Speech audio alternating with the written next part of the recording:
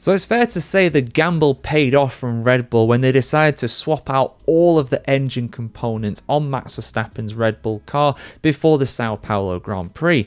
Max already qualified a pretty dismal P16, but helped in part by those new engine components compared to a lot of his competition, he scythed his way through the field to get P3. I'm not detracting from the performance that he put out. It was absolutely incredible to witness, a world-class drive without a doubt. But that no doubt helped, and McLaren's team principal Andrea Stella has questioned some of the fine details around this move, specifically about whether it should count towards the cost cap in Formula 1.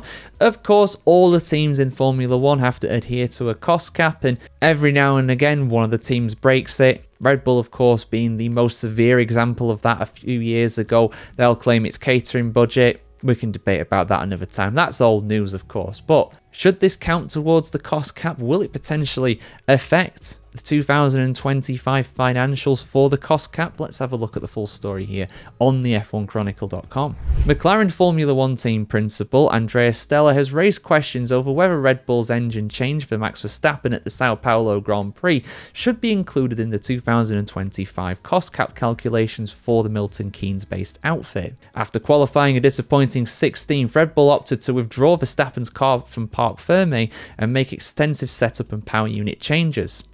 The Dutchman received an entirely new internal combustion engine, turbocharger, MGU-K, MGU-H, battery, and electronic control unit, exceeding his permitted allocation and therefore getting a massive penalty, but he started from the pit lane anyway. Stella believes that financial implications of such a change need clarification. Under Formula 1's financial regulations, each team's power unit supply cost is capped at €15 million and is exempt from the cost cap. However, additional components used beyond the allocation limit are not explicitly exempt, meaning they could potentially count towards a team's overall spending limit. Stella said that he wanted to understand whether Red Bull's decision to replace Verstappen's entire engine package, reportedly for performance reasons rather than reliability, will be reflected in their cost cap accounting, saying, quote, "This kind of power unit change challenges the regulations, and I will be interested in understanding if the cost of this engine now goes into the cost cap or not. If the engine was changed for performance reasons, it should go in the cost cap, so let's see if this is the case or not."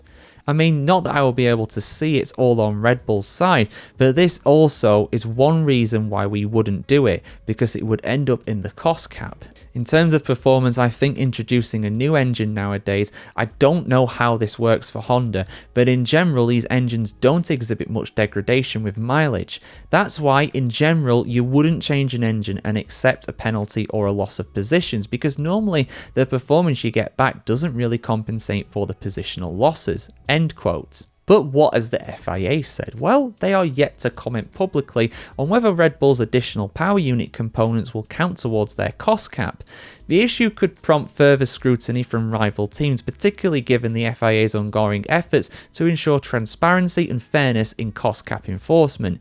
Yeah, because the FIA are famously fair and transparent, yeah, obviously. Don't practice what you preach, though. Why would you go doing that? Sorry, that was my hot take for the whole thing. For Stella and McLaren, the question is less about Red Bull's on-track performance and more about maintaining consistency in financial governance, a topic that has become increasingly sensitive as teams push the limit of both the sporting and financial regulations in Formula 1's cost cap era. I mean, let's be real here, guys. You know, Formula 1 teams have been pushing the boundaries of technical regulations since 1950, the last 75 years, without a doubt. When it comes to the financial stuff, obviously that's pretty recent, but yeah, interesting. Should it count towards it? Should it not? I mean, strictly speaking, if you're going off the rules, then yeah, it probably should do if it's performance-related reasons, but we know how these teams operate. Red Bull will say, well, we had above average wear on our turbocharger, it might have failed during the race and we're concerned about that. So, it wasn't about performance. No, absolutely not. It was about reliability. And I'm not saying Red Bull are particularly dirty for doing this before anybody, waves the British flag like the one behind me and be like, British bias, even though Red Bull are a British team pretty much. I mean, they're based in Milton Keynes. Let's be real here again, guys. But, when it comes to that, I'd be saying that about any team. Any team does that. McLaren would do it. Ferrari would do it. Mercedes would do it. They all do it. It's like when they retire a car with a few laps to go for reliability issues, as they put it. But in reality, they're just doing it because they don't want to put a few laps of wear on the engine. The last place anyway. They're not going to gain anything. So, you know, I don't have a problem with it personally. I know the cost cap is there for reasons, but let's be real. These teams aren't struggling financially. They'll say they are, but they're not. They're not, especially not Red Bull. They've got many, many billions behind them in the energy drink sector alone, you know, so they'll be fine. They can afford an extra engine. It's not threatening the financial viability of that team to put an extra power unit in there. If it was, they wouldn't do it. Simple as that. So those are my kind of thoughts on it, guys. Innocent until proven guilty, but I don't think they're going to be able to prove they're guilty on this one. I don't think they will.